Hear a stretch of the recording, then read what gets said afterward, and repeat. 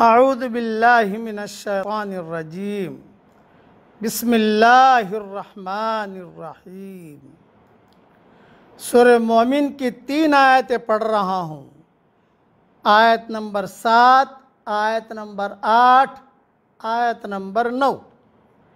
الذین یحملون العرش ومن حولہ، جو عرش کو اٹھائے ہوئے ہیں اور جو اس کے ارد گرد ہیں، یسبحون بحمد ربہم ویؤمنون بہ، وہ اپنے رب کی تسبیح کرتے ہیں اس کی حمد کے ساتھ اور اس پر ایمان رکھتے ہیں۔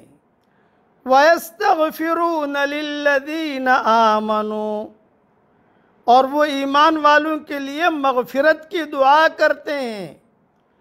ربنا وسعت كل شيء رحمتا وعلما، اے ہمارے رب، آپ کی رحمت اور آپ کا علم ہر چیز کا احاطہ کیے ہوئے ہیں۔ فاغفر للذین تابوا واتبعوا سبیلک، پس آپ معاف فرما دیجئے ان لوگوں کو جو توبہ کریں اور آپ کے راستے کی پیروی کریں۔ وقہم عذاب الجحیم، اور ان کو جہنم کے عذاب سے بچائیے۔ ربنا وادخلہم جنات عدن التی وعدتہم، اے ہمارے رب، اور آپ ان کو ہمیشہ رہنے والے باغوں میں داخل کیجئے جن کا آپ نے ان سے وعدہ کیا ہے۔ وَمَن صَلَحَ مِنْ آبَائِهِمْ وَأَزْوَاجِهِمْ وَذُرِّيَّاتِهِمْ، اور ان کو بھی جو صالح ہوں، ان کے والدین اور ان کی بیویوں اور ان کی اولاد میں سے۔ اِنَّكَ أَنْتَ الْعَزِيزُ الْحَكِيمُ، بے شک آپ زبردست ہیں، حکمت والے ہیں۔ وَقِهِمُ السَّيِّئَاتِ، اور ان کو برائیوں سے بچائیے۔ اور وَمَن تَقِ السَّيِّئَاتِ يَوْمَئِذٍ فَقَدْ رَحِمْتَهُ، اور جس کو آپ نے اس دن برائیوں سے بچایا تو ان پر آپ نے رحم کیا۔ وَذَلِكَ هُوَ الْفَوْزُ الْعَظِيمُ، اور یہی بڑی کامیابی ہے۔ بہت ہی اہم تشریح ہے اس کی، بہت ہی اہم تشریح عرض کر رہا ہوں، بہت دھیان سے سنیے۔ ان میں ملائکہ مقربین کے خاص گروہ کا تذکرہ اور وہ جو کچھ کرتے ہیں اس کی وضاحت ہے۔ یہ گروہ ہے ان فرشتوں کا جو عرش کو اٹھائے ہوئے ہیں اور وہ جو عرش کے ارد گرد ہیں۔ ان کا ایک کام یہ ہے کہ یہ اللہ کی تسبیح و تحمید کرتے ہیں، یعنی نقائص سے اس کی تنزیہ، کمالات اور خوبیوں کا اس کے لیے اثبات اور اس کے سامنے عجز تذلل یعنی ایمان کا اظہار کرتے ہیں۔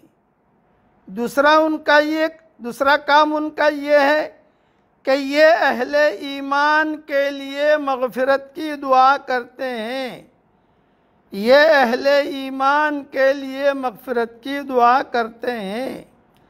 کہا جاتا ہے کہ عرش کو اٹھانے والے فرشتے 4 ہیں، مگر قیامت والے دن ان کی تعداد 8 ہوگی۔ ابن کثیر میں مضمون موجود ہے۔ دعا کرتے ہیں کہ ان سب کو جنت میں جمع فرما دے تاکہ ایک دوسرے کو دیکھ کر ان کی آنکھیں ٹھنڈی ہوں۔ اس مضمون کو دوسرے مقام پر اس طرح بیان فرمایا گیا ہے: وَالَّذِينَ آمَنُوا وَاتَّبَعَتْهُمْ ذُرِّيَّتُهُمْ بِإِيمَانٍ أَلْحَقْنَا بِهِمْ الحقنا بہم ذریتہم وما التناہم من عملہم من شیء۔ سورۃ طور کی آیت ہے۔ وہ لوگ جو ایمان لائے اور انہی کی پیروی ان کے اولاد نے ایمان کے ساتھ کی، ملا دیا ہم نے ان کے ساتھ ان کی اولاد کو، اور ہم نے ان کے عملوں میں سے کچھ کم نہیں کیا، یعنی سب کو جنت میں اس طرح یکساں مرتبہ دے دیا کہ ادنا کو بھی اعلیٰ مقام عطا کر دیا۔ یہ نہیں کیا کہ اعلیٰ مقام میں کمی کر کے انہیں ادنا مقام پر لے آئے، بلکہ ادنا کو اٹھا کر اعلیٰ کر دیا اور اس کے عمل کی کمی کو اپنے فضل و کرم سے پورا کر دیا۔ پھر یہ دعا بھی کرتے ہیں کہ آخرت کے عذاب سے بچ جانا اور جنت میں داخل ہو جانا یہ سب سے بڑی کامیابی ہے، اس لیے کہ اس جیسی کوئی کامیابی نہیں اور اس کے برابر کوئی نجات نہیں۔ ان آیات میں اہل ایمان کے لیے اہل ایمان کے لیے دو عظیم خوشخبریاں ہیں۔ ایک تو یہ کہ فرشتے ان کے لیے غائبانہ دعا کرتے ہیں، ہم سب کے لیے فرشتے غائبانہ دعا کرتے ہیں، جس کی حدیث میں بڑی فضیلت وارد ہے۔ اور دوسری یہ کہ اہل ایمان کے خاندان جنت میں اکٹھے ہو جائیں گے۔ دنیا میں چاہے لوگ ہمیں کچھ بھی کہیں، لیکن آسمانوں پر ہمارے لیے دعائیں ہو رہی ہیں۔ بس یہ قرآنی اعلان ہے۔ اللہ تعالی ہم سب کو جنت میں جمع فرما دے عافیت کے ساتھ، آمین۔ وآخر دعوانا ان الحمد للہ رب العالمین۔